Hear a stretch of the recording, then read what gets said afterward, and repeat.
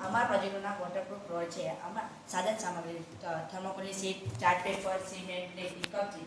સૌપ્રથમ અમે આ થર્મોકોલની સીટ પર બે ભાગ પડે, જેમાં અમે આ ચાર્ટ પેપર કાઢીને આ રોડ બનાવવા માટે અમે સિમેન્ટ, કપચી અને રેતીને મિક્સ કરી તે માલ તૈયાર થયેલ અને આ રોડ પર પાથરી દીધો અને આ રોડને 2-3 દિવસ સુકવી નાખતા ત્યાં આ પ્રોજેક્ટ બનીને તૈયાર થયો. આ રોડમાં પાણી પડે તો તે પાણી સાગરમાંથી નદીમાં જઈને મળી જશે, નહીંતર બાષ્પીભવન થઈ ઉડી જશે. આમાં જો પાણી પડશે તો તે જમીનની અંદર જશે, તેથી પાણીનું સ્તર ઉપર આવશે.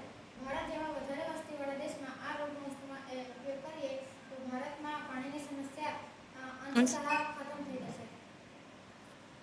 વરસાદ ત્યાં રોડમાં ખાડા ખવતા પડી જાય છે, પછી રિપેર કરવા માટે આનો ખર્ચ વધારે છે. આ લોકો જ્યારે વરસાદનું પાણી પડે ત્યાં આમાં ખાડા કવતા પડતા નથી, તેથી આ રોડનો ખર્ચ ઓછો રહે છે. જો આ પ્રોજેક્ટને ભારતમાં અપનાવવામાં આવે તો પાણીનું સ્તર ઉપર આવશે, પાણીની સમસ્યા હલ થશે. જો આ રોડ ભારત સરકાર અપનાવી લે તો આમાં ખર્ચ ઓછો છે, જેથી ભારતના બજેટમાં અસર પડશે.